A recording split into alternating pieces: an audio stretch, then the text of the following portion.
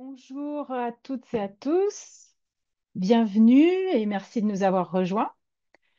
Je suis Cécile Lambereau, je travaille pour McNeil Europe et aujourd'hui j'ai le plaisir d'accueillir Stéphanie Berthier pour ce nouveau webinaire en français dédié à Rhino. Alors Stéphanie, elle est conceptrice en aménagement paysager depuis 20 ans, elle utilise Rhinoland quotidiennement dans ses projets et elle est récemment devenue formatrice et distributrice de cette solution. Elle va nous présenter aujourd'hui un aperçu de quelques fonctionnalités de Rhinolands à travers un projet réel.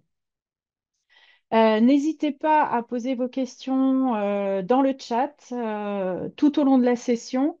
Les micros et les caméras sont désactivés pour éviter les interruptions, mais je reste disponible dans le chat pour vous répondre. Et nous avons également prévu une quinzaine de minutes à la fin du webinaire pour que Stéphanie puisse répondre en direct à vos questions. Ce webinaire est enregistré, donc il sera publié sur la chaîne, sur notre chaîne YouTube et vous recevrez un lien dès qu'on le mettra en ligne. Merci infiniment Stéphanie d'être avec nous aujourd'hui et de partager ton expertise avec nous. Et je te laisse la parole maintenant. Attends, je crois que ton micro est coupé, c'est moi qui l'ai coupé un instant. C'est C'est tout bon, bon? c'est tout Impeccable. bon. Bon, eh bien, bonjour à tous. Je me présente, Stéphanie Berthier. Je suis conceptrice en aménagement paysager depuis plus de 20 ans. J'ai travaillé dans un bureau d'études pendant 8 ans, une entreprise de paysage de plus de 80 salariés, mais nos créations. Ensuite, un autre bureau d'études, Odyssée, où là j'ai travaillé 10 ans, où c'est une filiale du groupe Brunet. J'ai été chargée d'affaires, dessinatrice projeteuse, commerciale, conceptrice et chef de chantier chez les particuliers. Et depuis 5 ans, je suis auto-entrepreneuse avec 3 dessins. Durant toutes ces années, j'ai travaillé avec beaucoup de logiciels, notamment Mensura, Photoshop, Jardisoft, SketchUp, AutoCAD. Et il fallait souvent plusieurs logiciels pour arriver à tout faire et le travail était plutôt fastidieux. Depuis, j'ai découvert Rhinoland et il a changé ma vie réellement. Je ne travaille plus en fait. J'ai vraiment l'impression de m'amuser. C'est vraiment quelque chose qui est ludique, facile et magique. Voilà. Parce que, ben, en fait, il a une facilité de nivellement. Il y a conception 2D, 3D instantanée, une bibliothèque de 8000 végétaux, une réalisation 2D simplifiée. Je vous montrerai tout ça et une rapidité de construction. En fait, vous avez tout ce qui est mur, clôture, escalier, rampe, chemin. Tout est paramétrable à souhait. Enfin, c'est assez magique. Rhinoland est un logiciel créé spécialement pour les concepteurs paysagistes. Donc, c'est la puissance de Rhinocéros liée à Land Design, qui est un plugin qui est spécial pour les paysagistes. Euh, je profite de cet instant en fait pour aussi vous inviter à venir nous rencontrer. Donc Cécile que vous venez de voir et Elam qui fait partie de Land Design et moi-même, nous serons à l'IFLA du 10 au 12 septembre à Nantes et à Paysalia du 2 au 4 septembre à Lyon. Voilà, donc ça, c'était la présentation relativement rapide, succincte, mais brève, c'est très bien, ça suffit largement. Maintenant, on va passer aux choses sérieuses, c'est-à-dire à la présentation du logiciel. Donc là, nous arrivons sur... alors, tout d'abord, ce sont des vidéos que je commente. Donc, les vidéos vont passer et moi, je vais vous commenter. Donc, la première vidéo, en fait, vous montre un petit peu la facette, comment se présente Rhinolands. Notamment, il y a quatre faces. Donc, la vue de dessus, la perspective, la vue de droite et la vue de face. Et vous avez à chaque fois les quatre faces. Vous pouvez en avoir une, deux, trois, quatre. C'est comme vous le souhaitez quand vous travaillez. Ça, vous le choisissez. C'est parti pour les vidéos. Donc, vous avez en haut tous les onglets qui vous présentent la base. Tout ce qui est à droite, ça fait partie des panneaux. Les panneaux qui nous positionnent sur tout ça. Le plus important est le panneau d'édition, qui est celui de Lens Design, où vraiment vous pouvez tout paramétrer à chaque fois. Donc, c'est pour ça que moi, celui-ci est constamment là. Ensuite, je vais vous montrer tout ce qui est import-export, qui est très important. Et là, en l'occurrence, vous avez un choix, un panel assez important. Donc, 3DM, c'est Rhinocéros. Vous pouvez 3DS, vous avez du DWG, du DXF, vous avez aussi du l'IGS, vous avez de l'OBJ, vous avez tous les points de topographie, donc ACS, CSV, etc. Vous avez aussi tout ce qui est SketchUp. Donc voilà. Et là, je vais ouvrir mon template pour aller insérer un projet. Enfin, insérer d'abord un terrain, pardon. Donc là, on va choisir, on va aller chercher un terrain. Donc là, on est, je ne sais plus exactement où on était, mais on va aller chercher, je vais taper les coordonnées en fait d'un terrain qui est à Barcelone. Je vais vous emmener au soleil, mais sachez que c'est dans le monde entier, vous aurez les terrains de partout. C'est pas uniquement Barcelone, même si Rhino Lands vient de Barcelone. Il n'y a pas de souci, vous avez le monde entier. Donc là, on atterrit sur ce petit espace et là, je peux choisir de créer un terrain, d'avoir le maillage, d'avoir les bâtiments, les routes. Je viens sélectionner mon espace de travail. Bon, là, je choisis un espace un peu grand au niveau des bâtiments à gauche, donc je vais le reprendre parce que là, ça va faire beaucoup. Voilà, on sélectionne le terrain et là, on l'importe. Et là, vous voyez que ça atterrit directement, très rapidement sur mes vues. Là, la vue, voilà, il suffisait de la rezoomer correctement. Là, et donc, vous voyez le maillage, en fait, donc c'est le terrain qui est directement dans le calque maillage, le terrain et les bâtiments. Ce sont trois choses différentes, trois objets qui ont été mis déjà dans des calques qui ont été paramétrés. Donc après, je vais sélectionner seulement quelques bâtiments puisque je n'ai pas besoin de tous ces bâtiments pour faire le projet. Donc j'enlève quelques bâtiments. C'est quand même assez facile et c'est quand même assez ludique d'avoir tout ça aussi facilement et surtout d'avoir aussi bien la vue de dessus que la vue en perspective pour travailler. C'est vrai que enfin, moi, je sais que j'aime bien ces trois espaces. C'est assez ludique. Maintenant, on va sélectionner notre terrain et puis on va aller dans la boîte de dialogue, dans le panneau d'édition de Rhino et on va lui mettre du gazon. Moi, j'aime bien le gazon, c'est vert, c'est sympa, c'est une couleur plus agréable.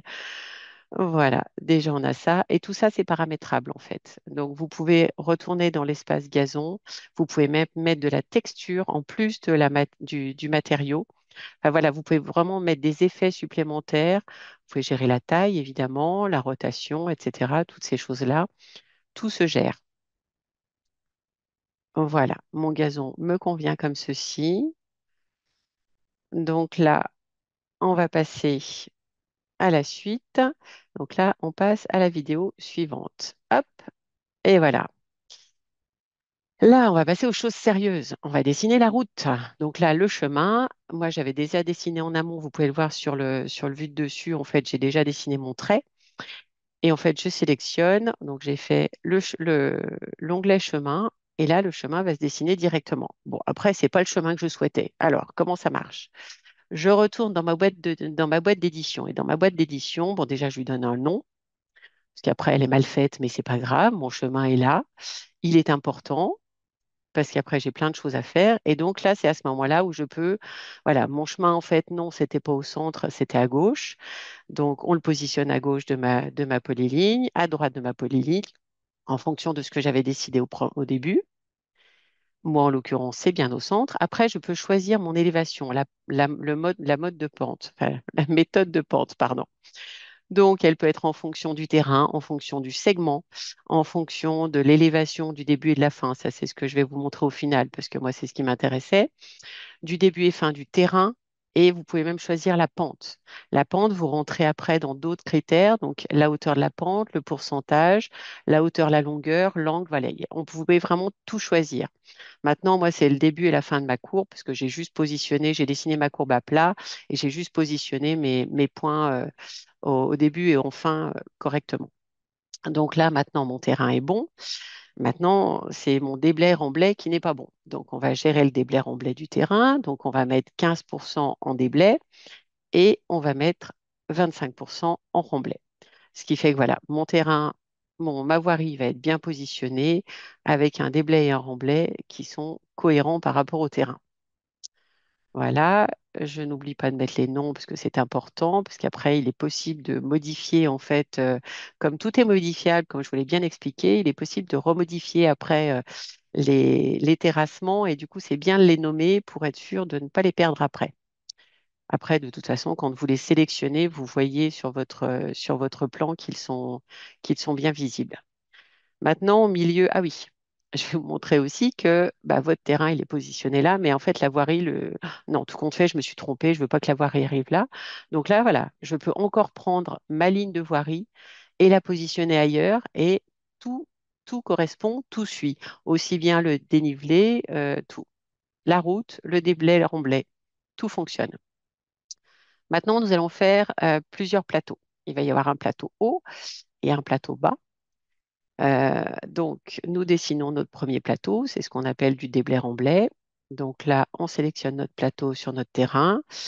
Je laisse toujours sur une sélection de base, en fait, au niveau de Rhino, où c'est tout à 45 degrés. Donc d'abord, je dessine comme ceci, et ensuite, je reviens dans le tableau d'édition pour positionner en fonction, voilà, je resélectionne, je vois tout de suite le plateau sur lequel je travaille. Moi, je préfère les renommer. Pour moi, c'est personnel. Et après, quand on fera du déblai-remblai par rapport à la documentation, on aura besoin des quantités. Ce sera tout noté directement. Et moi, je sais que j'aime bien travailler comme ça. Comme ça, c'est carré, c'est fait. Et on est en cohérence avec ce que l'on fait. Donc là, je change mon déblai en fonction de mon plateau.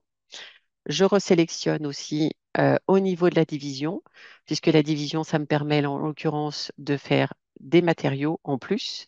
Donc mon terrain est non seulement avec du dénivelé et un terrassement, mais aussi on peut mettre des matériaux. Maintenant, je fais le deuxième plateau, qui est le plateau bas. Nous allons mettre là-dessus un stabilisé et c'est pareil, on va gérer les pentes.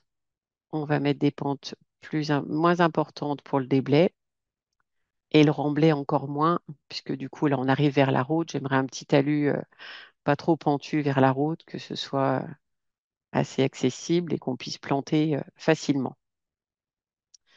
Maintenant, nous arrivons à la division pour mettre le matériau. Donc voilà, on va mettre le matériau en stabilisé. Donc je choisis mon matériau. Ça, ce sont tous des matériaux que j'avais déjà définis en amont.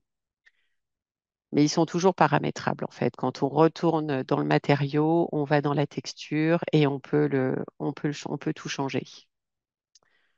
Voilà pour le deuxième. Là, c'est pareil, on va changer, mais là, il me faudrait un mur. Donc, en fait, je veux vraiment quelque chose d'abrupt à cet endroit-là. Donc, je mets 90 degrés pour avoir mon mur à cet endroit-là. Et de l'autre côté, plutôt moins pentu, étant donné que c'est l'accès à la voirie. Et là, je vois que ça a bougé au niveau du déblai en bas, du remblai en bas. Et donc, je ne veux pas que ça bouge mon terrain naturel. Donc, je limite mon pourcentage de remblai à une extension de 5 mètres, c'est-à-dire la voirie. C'est-à-dire que je n'augmente pas plus pour que justement, ça ne bouge pas mon terrain naturel. Là, je remets mon stabilisé. Ah, je vois qu'il y a un petit détail entre les deux. C'est là où je vous dis, en fonction des déblais remblais. Et là, si je monte mon terrain, donc je déplace mon terrain vers le haut et du coup, ça permet de retrouver ma stabilité au niveau de mes plateaux. C'est ça qui est aussi génial, c'est que voilà, comme vous pouvez le voir dans la boîte de dialogue, vous avez déplacé vers le haut, supprimé, désactivé. Je vous montrerai après parce que je vous montrerai après ce petit détail d'importance. Donc là, on va passer à une division. Donc là, on avait fait notre plateau haut, mais là, en fait, je veux faire un petit jardin, donc un massif. Donc je fais juste une division. Et là, en fait, ça, je change juste le matériau. Voilà. Et là, je vais mettre une texture de paillage bois, ce qui fait que ça permet d'avoir, ça m'a enlevé en fait ma résine. Et je vais mettre un paillage bois pour cet espace-là, ce qui fait qu'après, à terme, au niveau de mes documentations, au niveau de mes quantités, des choses comme ça, j'aurai tout, toutes mes quantités seront bonnes avec les bonnes définitions. Maintenant, nous allons passer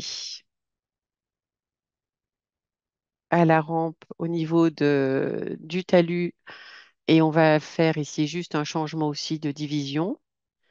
Donc là, on a divisé le terrain. Là, c'est juste parce qu'en fait, après, à terme, ce sera une végétalisation de couvre-sol. Donc, je veux juste changer, pas le laisser en gazon pour montrer que ce sera après une plantation. Donc là, je vais mettre, voilà, un végétal qui fait un autre rendu.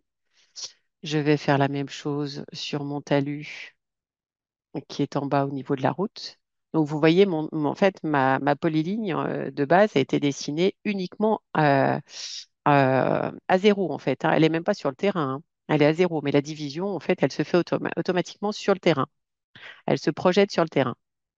Donc là, voilà, comme vous pouvez le voir, on n'a pas forcément besoin de suivre le terrain. On peut dessiner vraiment en projection à zéro et ça se projette sur le terrain. Voilà. Donc là, ça aussi, ça va être une autre division qui va être en, en plantation, avec une autre plantation. Là, vous pouvez voir du coup tous les matériaux que l'on a.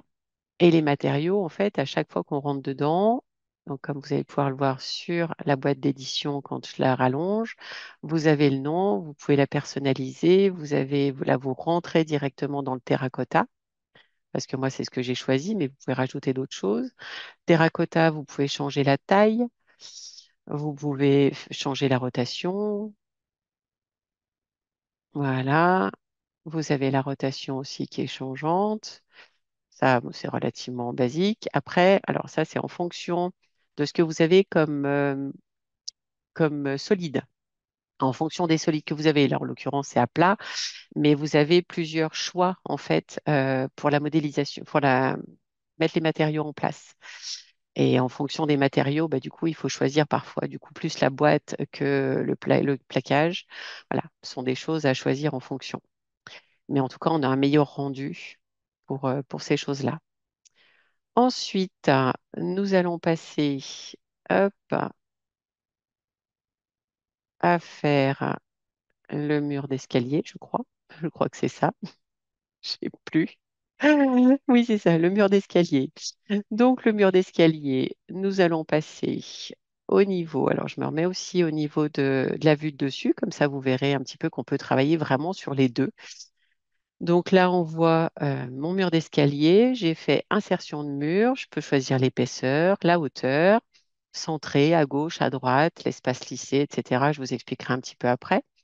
Et là, je sélectionne mes polylignes qui sont directement positionnées. Et là, j'ai mes murs qui sont là de hauteur 1,40 m. Bon, après, c'est bizarre, il y a un problème, c'est normal, ça suit le terrain. Moi, c'est pas ce que je souhaite. Donc, je vais faire dans la boîte de dialogue, dans le panneau d'édition. Déjà, je vais faire en dessous parce que c'est des murs de soutènement qui maintiennent mes escaliers. Et deuxième chose, je ne veux pas qu'ils suivent en fait, voilà, je ne veux pas qu'ils suivent le terrain. Donc, ils vont suivre ma polyligne. Comme ça, j'ai ma polyligne de base. Voilà. Ensuite, je vais dessiner un petit plateau qui se met à ce niveau-là. Donc là, on rentre vraiment dans le côté rhino où il y a du coup toute la panoplie pour la construction, la modélisation. Enfin, c'est assez facile d'utilisation. Je pourrais vous montrer ça à d'autres reprises. Voilà, là, je fais juste un pousser-tirer et nous avons déjà notre petit palier. Je vais chercher le stabiliser pour avoir le même matériau que mon plateau du bas. Voilà. Maintenant, on va faire des escaliers. C'est pareil, les escaliers, voilà, il y a plein de sortes d'escaliers. C'est pas forcément à faire, enfin, c'est pas forcément facile à faire. Et là, en l'occurrence, eh ben, c'est très simple. Vous allez voir ça, vous sélectionnez escalier, vous pouvez sélectionner le giron, la contre-marche, la dalle, la largeur de la dalle, l'épaisseur de la dalle. Donc là, bah, ils sont pas bien non plus. Donc on va les mettre, voilà, on les ajuste. On veut pas qu'ils soient au terrain. Les escaliers sont classiques. Maintenant, je vais aller dans mon escalier, je vais garder mon giron, mais par contre, je vais mettre la hauteur différente, comme si c'était un escalier en bois, par exemple, en planche de bois. Voilà. Et du coup, vous changez le matériau et ça vous fait un escalier en bois aérien et plus un escalier bétonné comme j'ai pu le dessiner au début. Ensuite, vous pouvez prendre, vous sélectionnez votre escalier. Vous voulez changer la modification, et ben avec le gumball, vous sélectionnez et vous changez. Votre escalier suit, rajoute des marches. Voilà, les paliers sont encore là. En fonction de ce que vous voulez, il suit la forme. C'est paramétrable à souhait. C'est ce que je vous expliquais. Ensuite, nous allons passer au second escalier, qui évidemment n'a pas les mêmes, n'a pas forcément les mêmes caractéristiques. Donc là, on va changer. Soit vous reprenez la totalité et vous sélectionnez ce que vous voulez, soit bah, moi je l'ai déjà dessiné en amont pour être sûr d'avoir les bonnes cotes. Donc je vais juste prendre mon escalier d'avant et il se répercute directement. Donc voilà, quand on a des choses qui sont déjà faites d'un côté, soit on peut les copier sur une polyligne, soit on peut sélectionner la chose et la copier de l'autre côté. Maintenant, on va faire une rampe. Donc, on fait chemin côté terrassement. Et là, on choisit la polyligne. On sélectionne la polyligne. Et là, le chemin se présente. Voilà. Ah, c'est bizarre. Ah bah oui, mais j'ai gardé la dimension de ma route. C'est normal. Je suis à 5 mètres de largeur. Donc, un chemin, c'est pas 5 mètres de largeur. Donc, on va le changer. Mais pour l'instant, il n'y a rien de grave. Donc, on va rester tel que. On va déjà changer le nom. On va mettre ça tranquillement. Donc, la rampe. Ensuite, on va mettre les déblais remblais, on va les laisser. Et c'est pareil, c'est comme c'est la voirie, c'était pareil. On peut changer en fonction de ce que l'on veut. Là, en l'occurrence, moi, je veux garder uniquement le début et la fin de ma courbe. Et je peux changer, en effet, ma largeur à 1,20 m. Ah, voilà. Ma petite rampe, elle est bien positionnée. Ça va beaucoup mieux comme ça. Donc, voilà, mon petit chemin est fait. Maintenant, voilà, il est bien positionné. On le voit de dessus, de dessous, impeccable. On est bien. Maintenant, je vais sélectionner pour faire en fait une rampe réellement. C'est-à-dire qu'en fait, je vais. Alors attendez, hop, euh, le chemin il est là, donc ça c'est bon. Et là maintenant, on va faire la rampe. La rampe, ça va juste être une. Voilà, je vais dans végétalisation, rampe. Et là, en fait, ça va être la formation. Ça peut se faire en maçonnerie, donc où il y a vraiment toute la hauteur de la maçonnerie, ou en flottante. Là, je veux juste quelque chose qui flotte sur comment, en revêtement uniquement. Donc là, du coup, j'ai ma rampe, et là, j'ai dessiné ma rampe, et là, ah, c'est bizarre aussi. Ah bah oui, c'est normal. En fait, voilà, je sélectionne.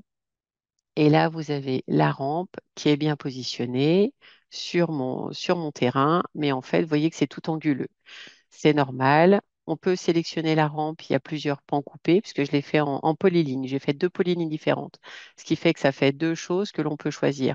On peut choisir la fin, le début et la fin, ça peut être plus large. On peut choisir le pourcentage, la hauteur, le pourcentage, la hauteur et la longueur, l'angle. Enfin voilà, il y a plein de choses paramétrables. Et là, pour qu'elle suive vraiment la courbe, eh ben, en fait, il faut que je lui fasse un aspect lisse. C'est ce qui va se passer. Je vais sélectionner l'aspect lisse. Voilà. Il y a un petit souci au niveau de la vidéo. Non, c'est bon. Voilà, l'aspect lisse est en train de se mettre. Voilà.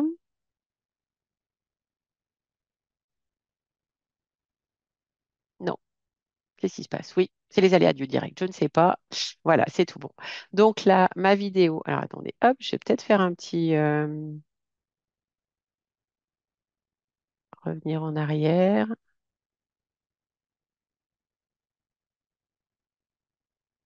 Voilà. Donc là, ma rampe, c'est pareil. Maintenant qu'elle a été aspect lissé, ou du coup, on a les arrondis correctement, on la met aussi avec les matériaux. Donc là, on a déjà un petit terrain qui est déjà bien positionné quand même par rapport à ce qu'il était au début. On est d'accord qu'il y a eu quand même pas mal de mouvements. Maintenant, ben, il faut que je dessine mon mur qui maintienne mon terrain parce que j'ai bien, j'ai bien fait une coupe à 90, mais il va falloir que ça se tienne. Donc là, je crée un mur. Comme vous pouvez le voir, j'ai sélectionné un mur. Après, je vais sélectionner des polylignes. C'est pareil, ça doit être... ouais.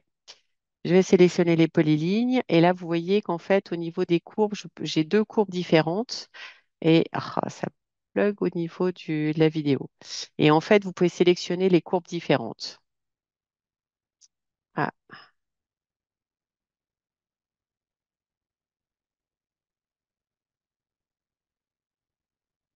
attendez, je reviens un petit peu en arrière. Si on arrive à être plus fluide.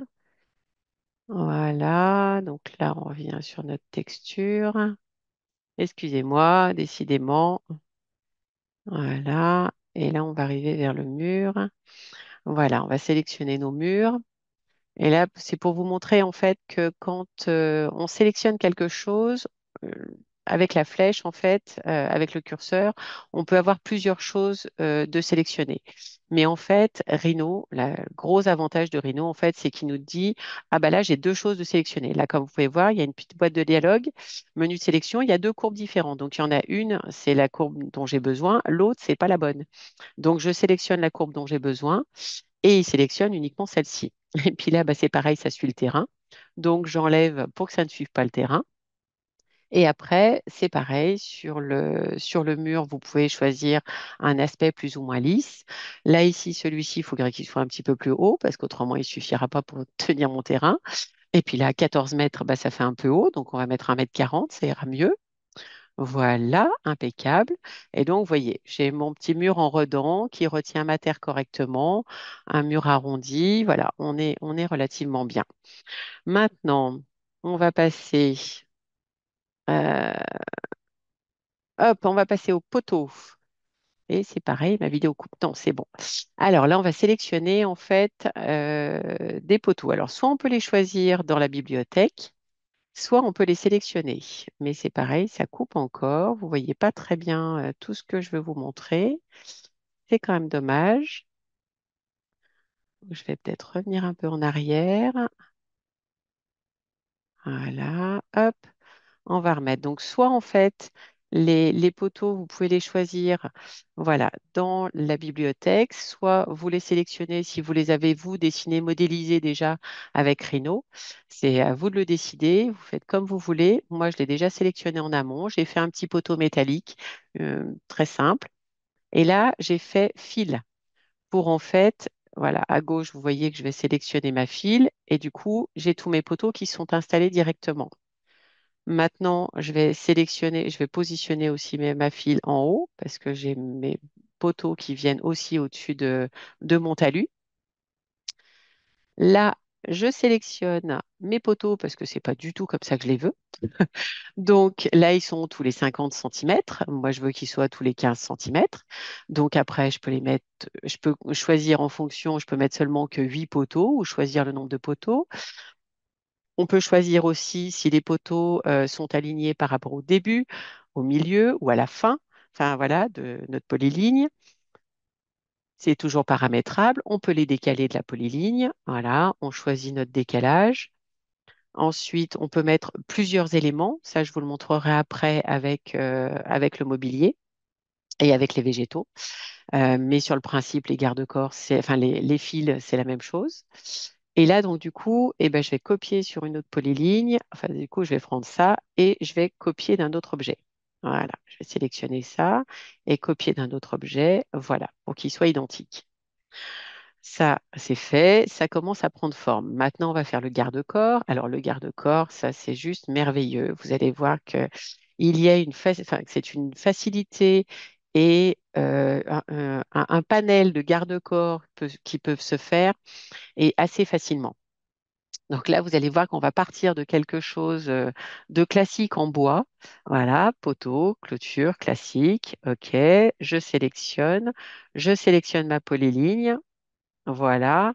Bon, là, c'est pareil, hein, ça suit le terrain, donc on va remettre ça euh, sur ma polyligne. Et comme vous pouvez le voir, mon garde-corps est fait. Voilà, en bois, classique. Maintenant, moi, c'est pas, voilà, je ne veux pas forcément comme ça. Donc, on retourne dans notre panneau d'édition. Et là, on peut choisir plein de choses. On peut choisir la distance entre les poteaux. Donc là, je vais mettre 2 mètres. Mes poteaux seront tous les 2 mètres au lieu de tous les 1,50 m. On peut choisir la quantité, si on met un poteau final, en fait, à la fin de notre polyligne ou pas. On peut choisir la quantité des poteaux par quantité de barreaux.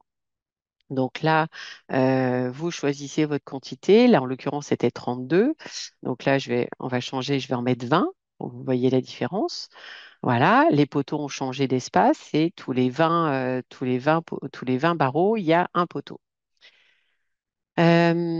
Ensuite, vous avez, c'est pareil, ça bug, voilà, ben, ça recommence, je suis désolée. Pourtant, en vidéo, normalement, ça devrait être plus facile. Mais là, c'est dommage parce qu'en plus, c'est vraiment intéressant. Là,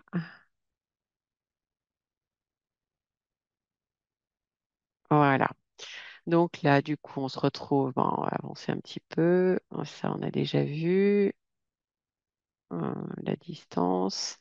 Et là, on va arriver là. Voilà. Donc là, on va retrouver, j'enlève en fait les barreaux. Ce qui est bien, c'est qu'on peut enlever les barreaux, les traverses. On peut tout enlever. Là, voilà, j'ai enlevé les barreaux. Il me reste que les traverses. Les traverses, du coup, généralement, on a trois traverses pour que ce soit logique. Donc, voilà, je vais faire des séparations entre chaque qui sont cohérentes et je vais en mettre une quantité de 3. Et là, je vais remettre mes barreaux pour avoir quelque chose de logique comme une barrière en bois classique.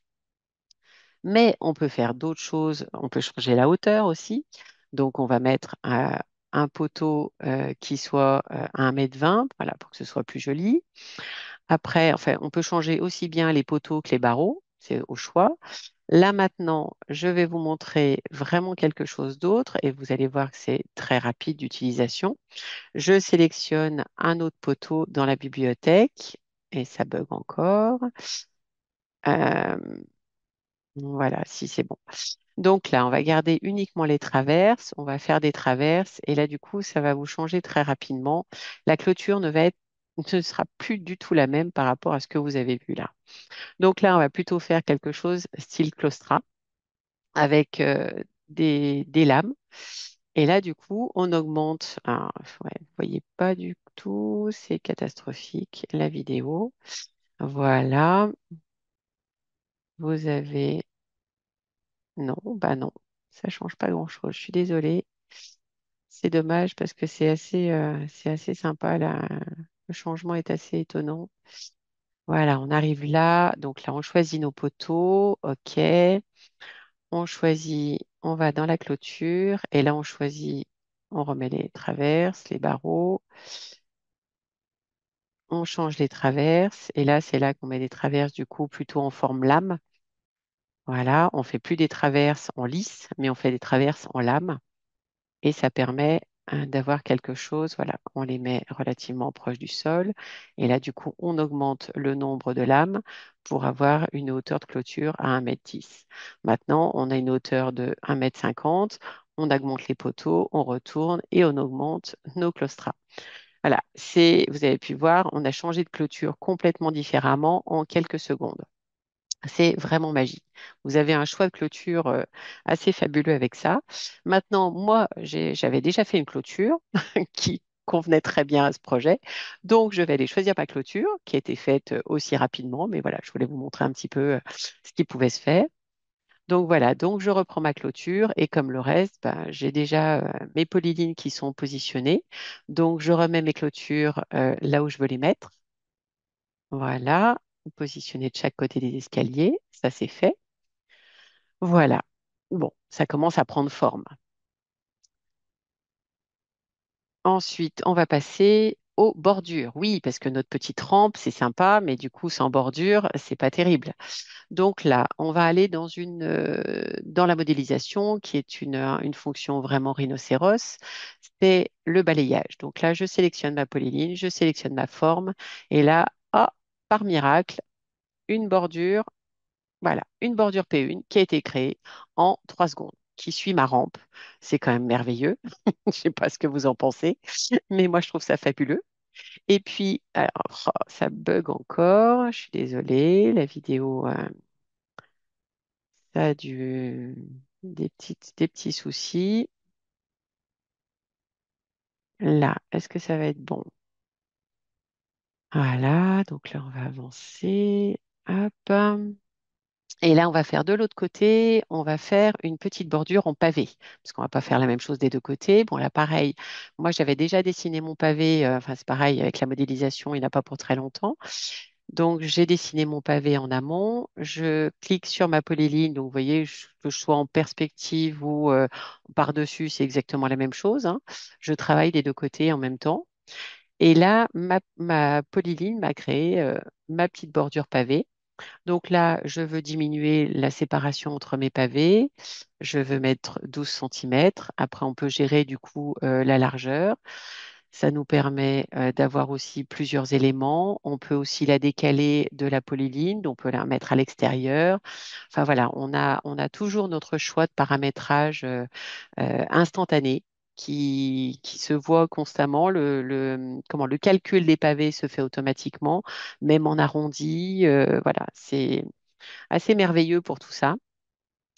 Et là, vous allez voir d'un peu plus près, hop, ben là c'est pareil, on va enlever, je ne veux pas qu'il soit par rapport au terrain, mais par rapport à ma polyligne.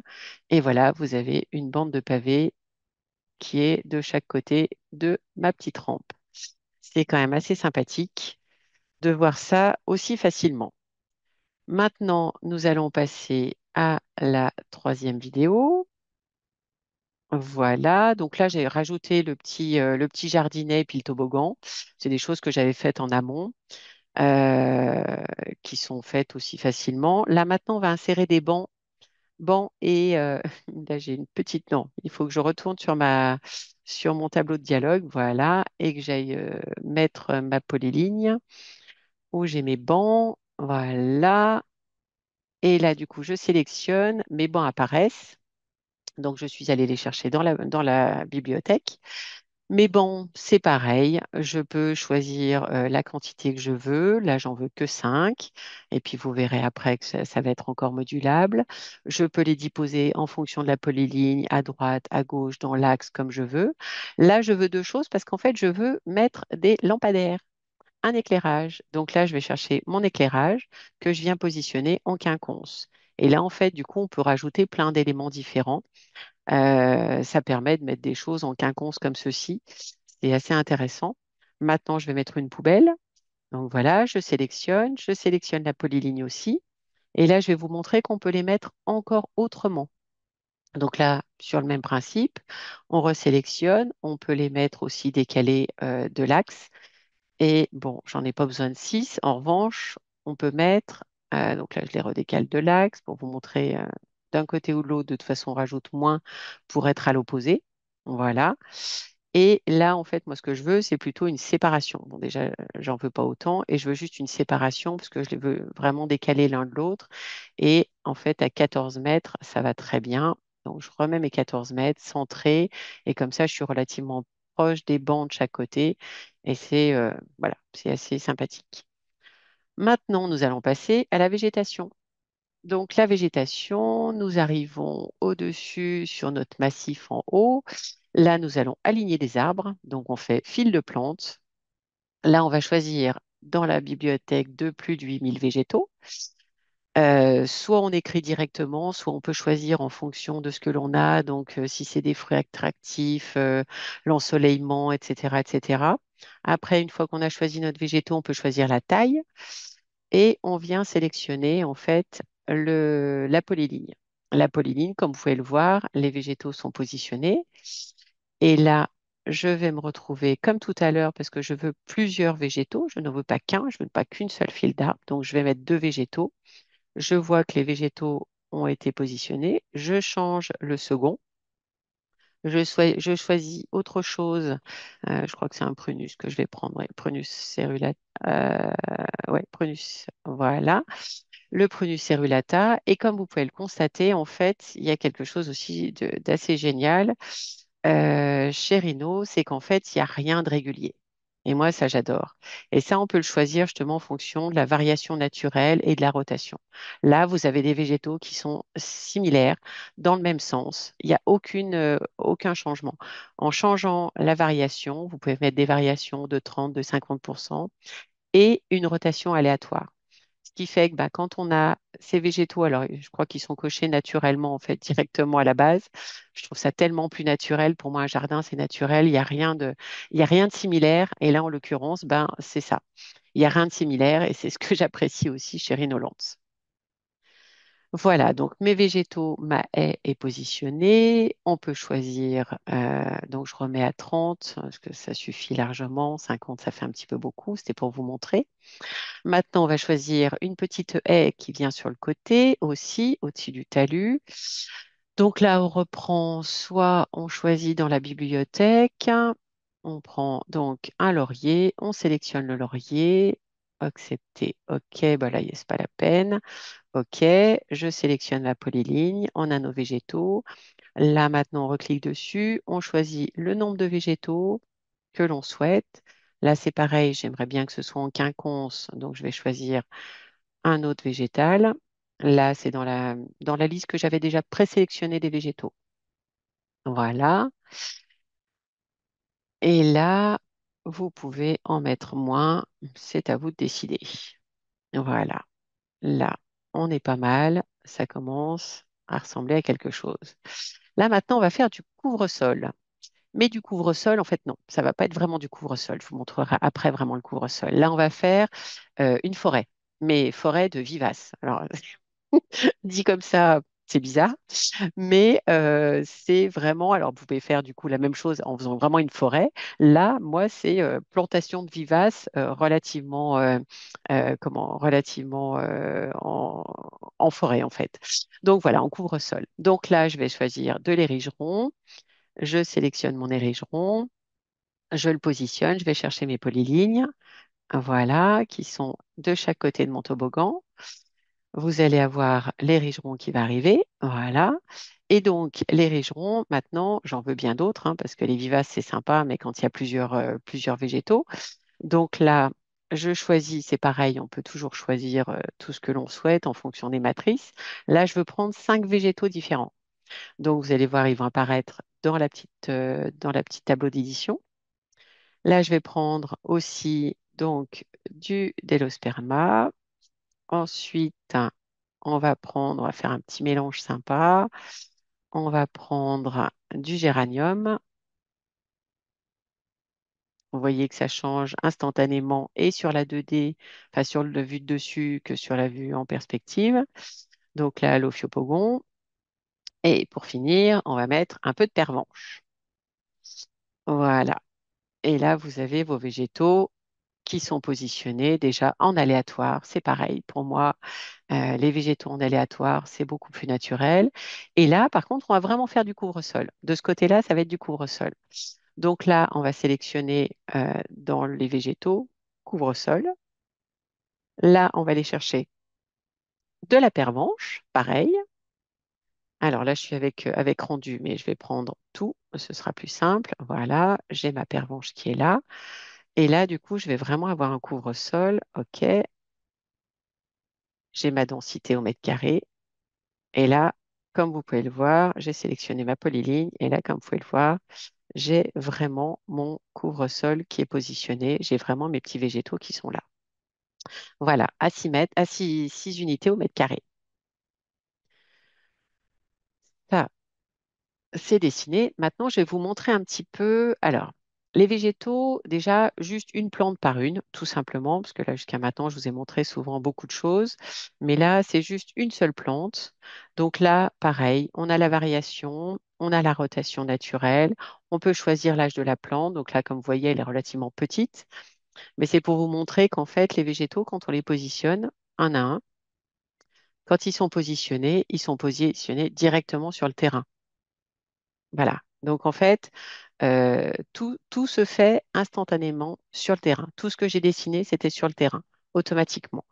Euh, Et c'est seulement si vous voulez suivre une polyligne de construction que là, vous mettez ne pas suivre le terrain. Mais sinon, tous vos végétaux sont positionnés sur le terrain directement.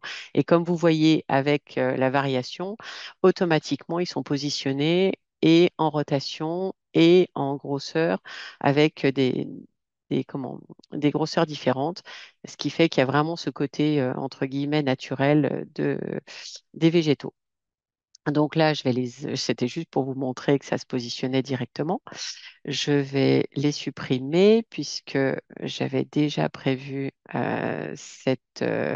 Ah, là, je me suis trompée. Bon, CTRL Z, hein, vous connaissez tous ça. Voilà. Et là, comme je vous montrais, on peut choisir la plante. J'étais trop rapide parce qu'en fait, si je fais ça, il me dit, vous choisissez la plante ou non. Et là, j'ai supprimé trop vite. J'ai pas eu le temps de regarder que c'était le terrain qui supprimait. Donc voilà. Et là, je vais maintenant, hop, on revient. Les végétaux donc sont tous dans un calque automatiquement. Ça, c'est pareil, c'est tout paramétrable à l'avance. On peut choisir des calques avec des couleurs de base automatiquement. Là, je vais faire une insertion SketchUp. Voilà. Donc là, vous voyez directement SketchUp. C'est une bibliothèque que j'ai directement. Voilà. Insérer. On l'insère directement. On le sélectionne et du coup, je vais l'accepter et je le positionne principalement sur la vue de dessus parce que sur la vue de dessus, c'est toujours plus facile de positionner que sur la perspective. Ça nous permet de faire la rotation pour les insérer correctement. Et ensuite, bah, comme on voit, elle est un peu en lévitation, la petite dame avec sa jeune fille. Donc là, on les ajuste au terrain. C'est pas l'inverse, c'est pas l'inverse. Et là, voilà. Là, du coup, la jeune fille avec sa maman, elles sont toutes les deux bien positionnées. Ah, puis j'avais une petite chose qui était sympathique aussi à vous montrer. Alors, le gumball, quelque chose dont je ne vous ai pas parlé encore, enfin, ou très, très simplement tout à l'heure, c'est quelque chose typique à Rhino-Terrain, à Rhino, qui est vraiment très, très sympathique et très utile. Donc là, j'insère une gloriette. Je la positionne, bon voilà, comme d'habitude, hein. Après, on peut faire spécialement une rotation, etc. Bon, je le positionne comme ça. C'est pas quelque chose qui va rester, c'est juste pour vous montrer. Donc là, je prends ma gloriette et là, le gumball, en fait, c'est les flèches X, Y, Z. Et en fait, ça permet de positionner ce que vous avez fait. Voilà, l'objet, il est positionnable avec le gumball. Et surtout, l'avantage, je vais le sélectionner une seconde fois. Et là, en fait, vous pouvez l'agrandir en X, en Y et en Z avec le gumball. Voilà, c'est vraiment, et ça, vous pouvez faire ça avec tout. Donc là, je le remonte, mais en fait, il ne peut pas se remonter puisqu'il est sélectionné avec automatiquement géré sur le terrain. Donc, si je veux qu'il ne suive pas le terrain, il faudrait que j'enlève dans la boîte de dialogue ne pas ajuster au terrain. Et là, voilà, je peux l'agrandir dans tous les sens et ça fonctionne pour tout. Vous mettez une voiture, vous mettez n'importe quoi, donc elle peut être plus large que haute, hein, si vous voulez. C'est à vous de voir. Mais sur le principe, c'est vraiment un produit très intéressant aussi, ce gumball. Voilà. Donc ça, c'est une petite chose sympa à savoir. Maintenant, on retourne, on remet les végétaux pour avoir quelque chose de sympa et je vous remets un petit peu tout ce que j'avais mis déjà avant pour finir en fait, parce que je ne vais pas tout vous montrer parce qu'il y a beaucoup de choses qui sont similaires. Et donc voilà, vous avez le projet terminé avec tous les objets et la plupart des choses. Maintenant, vous pouvez voir, il y a plusieurs façons de montrer. En fait, ça, c'est juste la cachée, en fait. C'est souvent ce qu'on utilise quand on fait des plans de construction, parce que du coup, il n'y a que les lignes, en fait, et les végétaux.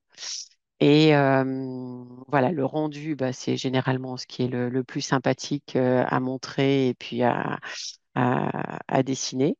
Donc voilà, moi généralement je fais souvent le filaire parce qu'on voit vraiment les végétaux côté dessus et côté perspective en fait, je mets souvent le rendu 3D pour me rendre compte vraiment de l'ensemble.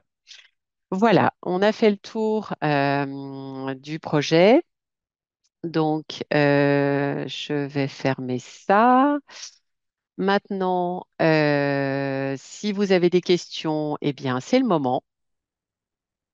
Ouais, bah alors Je suis à votre merci, disposition. merci Stéphanie pour cette présentation, vraiment très complète. C'était très, très sympathique et très agréable à écouter, à regarder. Bon, les petits bugs, Alors, on passe. Oui, excuse-moi, je te coupe parce qu'en fait, elle n'est pas complète du tout, parce qu'en fait, il y a énormément de choses dont je ne vous ai pas parlé sur Rhinoland, tellement il est exceptionnel. Donc bah, là, ce c'est sera qu'une pour une autre petite fois. part, exactement, là, ce n'est qu'une petite partie où je vous ai montré justement le nivellement et la construction. C'est tout. C'était D'accord. succinct. Très bien. Alors, j'ai deux questions. Oui. Tout d'abord, est-ce qu'on peut passer en vue 2D? Alors, je sais Alors, est-ce qu'on pas. peut passer en vue 2D? Alors là, on est revenu. Est-ce que vous voyez mon écran? Vous voyez mon écran là? Oui, oui, oui. Voilà. Alors là, du coup, voilà, on est en visualité, en visuel. Je vais repasser en rendu sur le visuel. Euh, oui. Avec Zoom, c'est compliqué par contre, hein. Voilà. On va prendre la vue de dessus. Voilà, on a notre vue de dessus. Alors, on va se mettre plutôt en impression. Ce sera plus sympa dans ce sens-là. Voilà. Hop, alors 2D, 3D. Là, avec ce petit truc, c'est inversé 2D, 3D. Donc là, on peut se mettre directement en vue 2D. Et là, du coup, on a un plan simplifié avec les symboles des végétaux que l'on retrouve en fait ici aussi. On a aussi, en cliquant ici, on retrouve la vue 2D et la vue 3D. Voilà, on a soit là-dessus, soit là-dessus. C'est vraiment très simple. Après, si vous voulez, on peut se mettre en perspective. Et là, en pareil, on a la vue 2D avec les végétaux en plan et du coup avec les dessins pour les plans de plantation. En l'occurrence, les plans de plantation, parce que là, du coup, je n'ai pas refait exactement, mais les végétaux, vous les retrouvez dans cette base-là, là où vous avez tous les végétaux avec le général. Si vous voulez changer le nom, si vous voulez changer d'espèce, vous pouvez changer, modifier le dessin, il est modifiable. Vous retrouvez là, parce que là, du coup, comme j'ai pas changé, il y en a des similaires. Et ben, par exemple, celui-ci, je veux qu'il soit un petit peu, voilà, de cette couleur. Ça se fait tout de suite, un instantané. Vous l'avez directement. Voilà. Merci. J'ai une autre question. Oui. Est-ce qu'on peut voir comment le soleil agit sur le modèle? Est-ce qu'on peut voir les paramètres? Est-ce qu'on peut régler les paramètres du soleil? Alors, le soleil, il est, pour l'instant, il est que sur Paris. Parce que moi, je l'ai réglé sur Paris. Donc, il est que sur Paris. Après, vous pouvez gérer du coup au niveau de l'ensoleillement en fonction de où vous êtes. C'est pour ça que je vous disais que tout à l'heure que ça peut être dans le monde entier, parce que c'est vraiment le monde entier. Donc, moi, en l'occurrence, je les ai sur Paris, puisque je fais souvent des projets en France. Euh, et ensuite, vous avez la gestion du soleil de ce côté-là, où vous pouvez l'activer ou le contrôle manuel directement. Vous pouvez gérer, en fait, alors attendez, hop, je vais me mettre vue de dessus, ce sera plus sympa. Vue de dessus, voilà. Et en fait, votre soleil, généralement, il est là, mais là, on peut le déterminer où on souhaite, en fait, où il est réellement, s'il n'est pas bien positionné au cas où votre terrain soit pas bien positionné. Et après, en fait, il peut être géré en fonction des mois. Voilà, donc là, on est au mois de juillet et en fait, le matin au mois de juillet, ça fait comme ça tout au long de la journée. On voit le soleil qui tourne.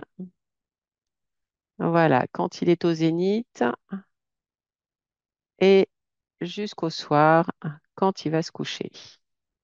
Voilà.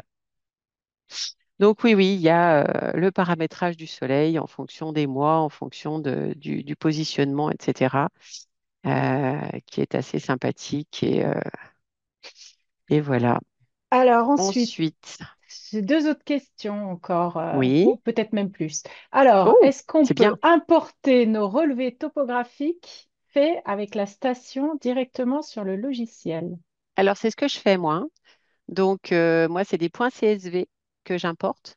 Et comme je vous ai montré, en fait, au tout début, au niveau de l'importation, je vous ai montré justement qu'on pouvait avoir tous les points topo, en fait. ASC, CSV, texte, XY, enfin voilà, tous les points topo, enfin moi je sais que c'est ce que je fais. Voilà. Bien. Est-ce qu'on peut créer des vidéos pour les visites? Oui, on peut créer des vidéos aussi.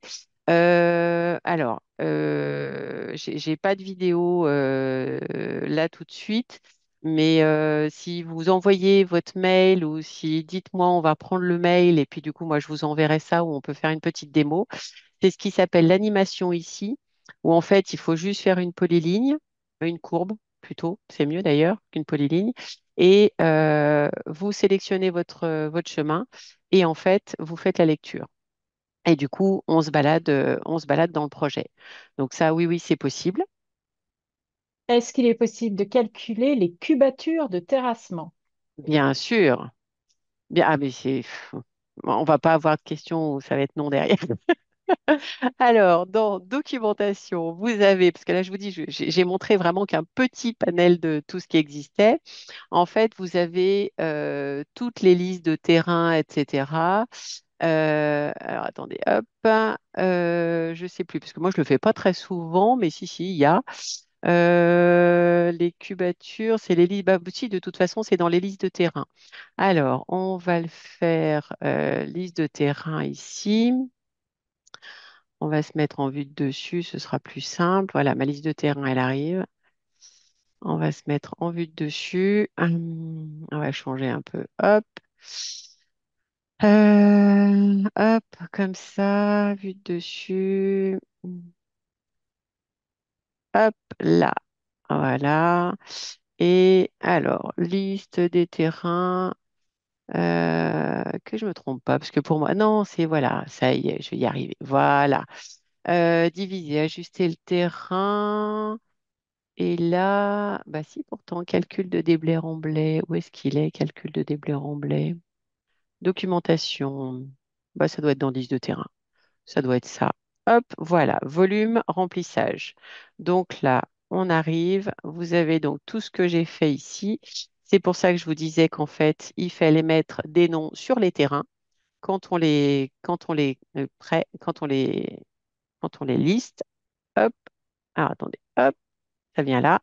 Voilà. Et là, vous avez en fait votre liste de terrain avec le massif du haut. Donc déjà, vous avez tous vos mètres carrés et vous savez tout ce que vous devez mettre au niveau des mètres carrés de stabilisé, de remblai, de résine, etc.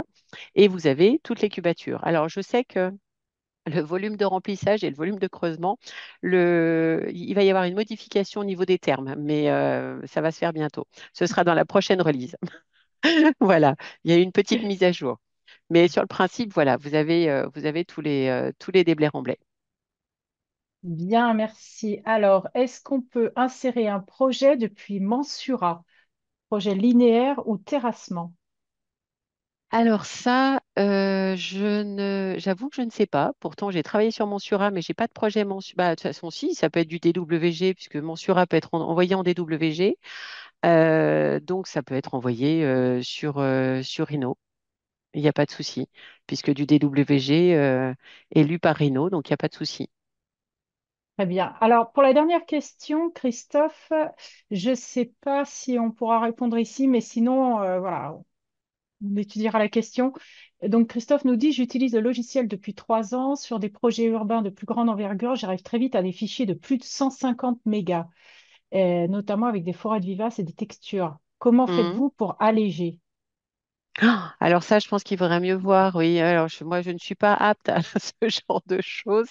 Il vaudrait mieux voir avec directement Rhinoland pour tout ça. Voilà. Moi, je pense qu'on peut Euh, utiliser des billboards, je ne me rappelle plus comment on a traduit ça en français, et c'est-à-dire, voilà, le temps de gérer ça permet d'avoir des faux arbres, en fait, pendant un certain temps, et après d'insérer les vrais. Mais là, voilà, je transmettrai la alors, question et je laisserai mes collègues répondre.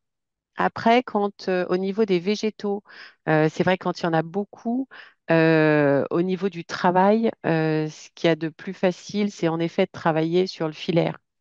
On travaille sur le filaire, comme ça, c'est assez fluide. Quand il y a vraiment beaucoup, beaucoup de végétaux, on travaille sur le filaire et c'est uniquement au moment du rendu où on se met en mode rendu, en fait. Très bien. Eh bien voilà, pour les questions, c'est fini. Donc, Oui.